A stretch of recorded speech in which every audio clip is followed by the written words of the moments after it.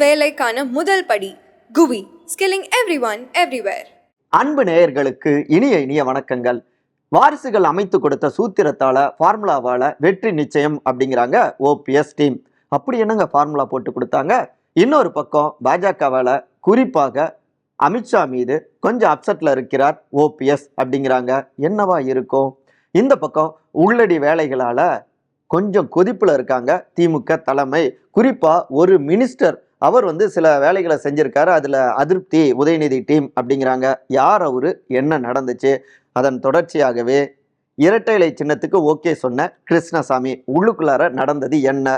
நம்ம ஜூவி கழுகர் நிறைய விஷயங்களை பகிர்ந்திருக்காருங்க.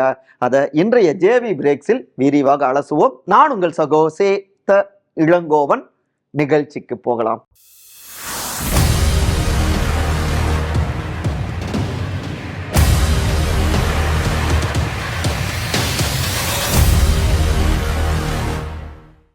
உறுதிமொழி, வாரி இறைக்கும் ஸ்வீட்டுகள், பன்னீரை கரை சேர்க்குமா வாரிசுகளின் சபதம். சும்மா சொல்லக்கூடாதுங்க, ரொம்ப சீரியஸா தான் வேலை பார்த்துட்டு இருக்காங்க பெரியவருடைய ஆட்கள் அப்படிங்கிறாங்க. ராமநாதபுரத்துல இருக்கிற அந்த பழைய காலத்து ராராக்கள். புரிஞ்சிருப்பீங்க. முன்னாள் முதலமைச்சரான திரு ஓ பன்னீர்செல்வம் அவர் ராமநாதபுரத்துல சுயேட்சையில களமாடுறாரு இல்லையா, பாஜக கூட்டணியோடு. அதே நேரத்துல ஓபிஎஸ் வெர்சஸ் ஓபிஎஸ் வெர்சஸ் ஓபிஎஸ்ன்னு மூச்சே வாங்குதுங்க. அந்த அளவுக்கு பல்வேறு ஓபிஎஸ்களும் அந்த தொகுதியில படையெடுத்திருக்காங்க. இதுவே எங்களுக்கு வெற்றிக்கு ஒரு முதற்படின்னு நாங்க எடுத்துக்கிறோம். பார்த்து பயந்து போய் தான் அந்த டீம், அதாவது சேலம் டீம் இருக்காங்க இல்லையா, அவங்க இத்தனை வேட்பாளர்களை எங்களுக்கு போட்டியாக களம் இருக்கிருக்காங்க, பார்த்துக்கலாங்க விடுங்க அப்படிங்கிறாங்க ஓபிஎஸ் அவர்களுடைய அதிதீவிரமான ஆதரவாளர்கள். இன்னொரு பக்கம் நம்முடைய வெற்றி பழனிசாமி அவங்களுடைய டீமுக்கு வைக்கக்கூடிய ஒரு அரசியல் வேட்டாக இருக்கணும்.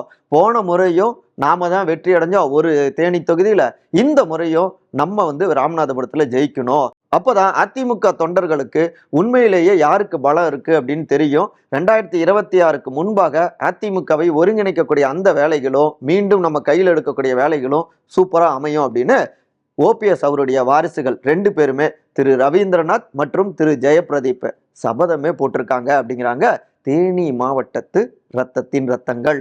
ராமநாதபுரம் தொகுதியில இறங்கிய கையோடு தொகுதியில் இருக்கக்கூடிய ஆன்மீக தளங்கள் அப்புறம் கோயில்கள் எல்லா இடங்களையும் போயிட்டு வழிபாடு செஞ்சாங்க. இன்னொரு பக்கம் தொகுதி முழுக்கவே இருக்கக்கூடிய முக்கொழுத்து சமூகத்து பெரியவர்கள் இருக்காங்க இல்லையா, அவங்கள சந்தித்து தன்னுடைய அப்பாவுக்கு ஆதரவாக உறுதிமொழியும் கேட்டுட்டு வராரு ரவீந்திரநாத், மூத்த வாரிசு. அவரை தொடர்ந்து 2வது ரவுண்ட்ல அவருடைய இளைய வாரிசான ஜெயபிரதீப் அதே ஊர் பெரியவர்களை, முக்குளத்து சமூகத்து பெரியவர்களை போய் சந்திச்சுட்டு ஸ்வீட் பாக்ஸுகளை வாரி வழங்கி கொண்டு இருக்காருங்க. இந்த ஸ்வீட் கவனிப்புகளால எப்பா தீபாவளி இப்பவே வந்துருச்சு போல, இப்ப இருந்து கொண்டாடி கொண்டு இருக்கோம் அப்படின்னு அப்படியே திக்கு முக்காடி போயிருக்காங்க. இனிப்புல திளைச்சிக்கிட்டு இருக்காங்க ஊர் பெரியவர்கள். அங்க மட்டும் கிடையாதுங்க, பட்டியல் சமூக மக்கள் அடர்த்தியாக இருக்கக்கூடிய அந்த பகுதிகளிலும் இதே ஸ்வீட் ஃபார்முலாவை கையில் எடுத்து எல்லாவற்றையும் விநியோகம் செஞ்சுட்டு இருக்காங்க. இப்படி ஒரு பக்கம் கேன்வாஸ் நடந்துட்டு இருக்குன்னா, இன்னொரு பக்கம் பார்த்தோம்னா இங்க மட்டும் இல்லைங்க, இந்த தொகுதியில வெற்றி தோல்வியை தீர்மானிக்கக்கூடிய இடத்துல இருக்கக்கூடிய முக்கியமான பட்டியல் சமூக மக்கள் அடர்த்தியாக இருக்கக்கூடிய பகுதிகளிலையும் இதே போல ஸ்வீட் ஃபார்முலாவை கையில் எடுத்து அங்கேயும் வாரி வழங்கிட்டு இருக்காங்க. ஏனைய சமூகத்தினர் இருக்கிற பகுதிகளிலையும் இந்த ஃபார்முலா தொடர்ந்துகிட்டு தான் இருக்கு. இது ஒண்ணுன்னா, இன்னொரு பக்கம் பார்த்தோம்னா வன்னியர்களுக்கு 10.5 உள் இடஒதுக்கீடு மிகவும் பிற்படுத்தப்பட்ட ஒரு பிரிவுல வழங்கி நம்ம முக்குளத்து சமூக மக்களை அவங்களுக்கு ஏமாற்றத்தை கொடுத்துட்டாரு பழனிசாமி. அது மட்டும் இல்லாம அந்த இடஒதுக்கீடுக்கு அரசாணை வெளியிட்ட திமுகவையும் மறந்துடாதீங்க அப்படின்னு இந்த பரப்புரைய தொகுதி முழுக்கவே பட்டி தொட்டி எங்கும் கொண்டு போய் சேர்த்துட்டு இருக்காங்க 2 வாரிசுகளும். 3வதாக வந்த வேகத்துல உயர்கல்வித்துறை பொறுப்பு பறிபோய் விட்டதால பரப்புரையிலையும் ரொம்ப சுணக்கமா டல்லா தான் தென்பட்டு கொண்டிருக்கிறாராமா சிட்டிங் அமைச்சரான திரு ராஜகண்ணப்பன். இந்த விஷயங்களை ஸ்மெல் பண்ணிய ஓபிஎஸ் டீம் அதையும் தங்களுக்கு சாதகமாக்கி கொண்டு திரு தேவநாதன் யாதவ் அவர் மூலமாக அந்த சமூக மக்களுடைய வாக்குகளையும் கைப்பற்றவும் திட்டமிட்டு இருக்காங்க.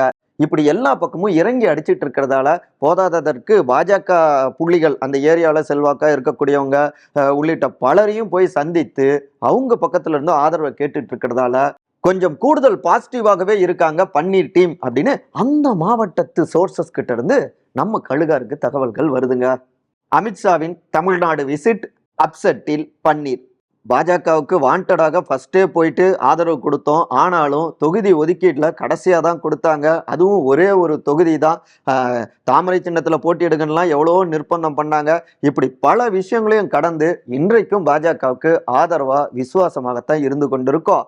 இந்த முறை தேர்தலில் களமாடுவதால், அதுவும் ராமநாதபுரத்தில் களமாடுவதால் ஒரே ஒரு கோரிக்கை தான், கடைசி கோரிக்கைன்னு கூட வச்சுக்கோங்க.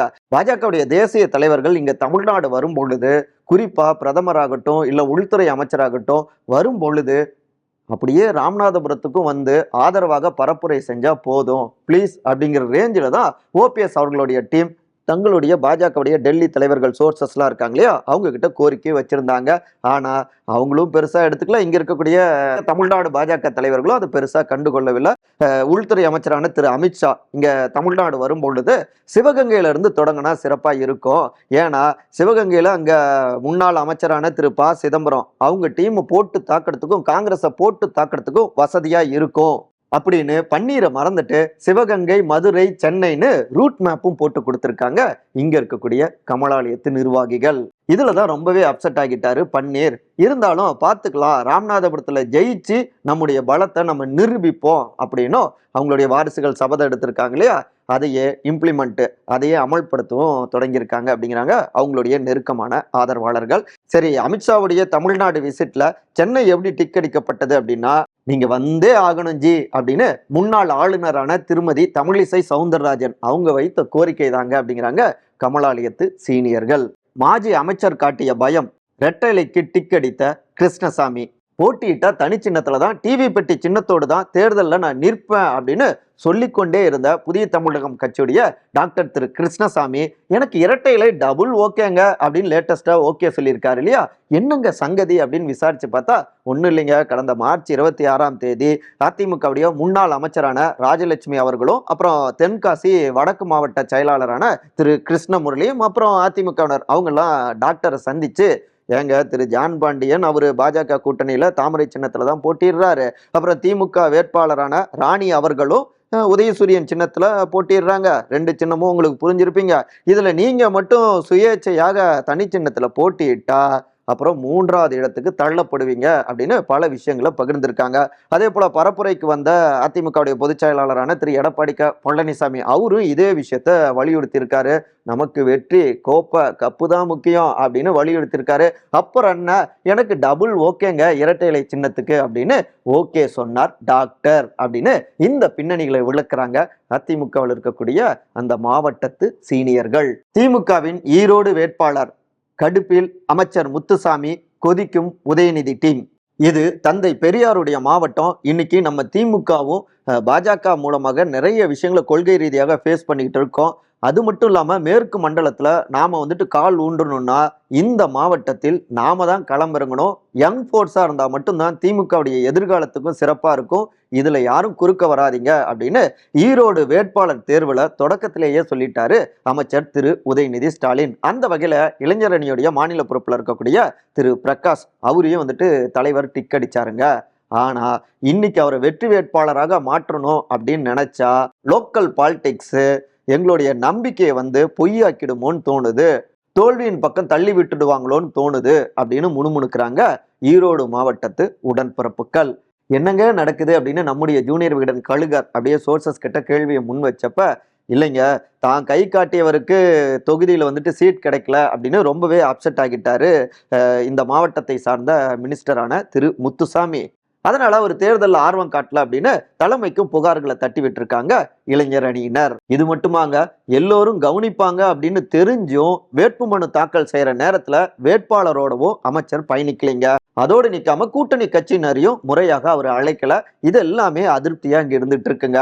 இன்னொரு பக்கம் தேர்தல் பரப்புரைகளுக்கான அந்த பாயிண்ட்டுகளையும் தேர்வு செய்யல, பரப்புரை கூட்டங்களுக்கான முறையான அனுமதியும் அவர் வாங்கலைங்க. இப்படி பல விஷயங்களையும் அவர் செஞ்சிட்டு இருக்காரு.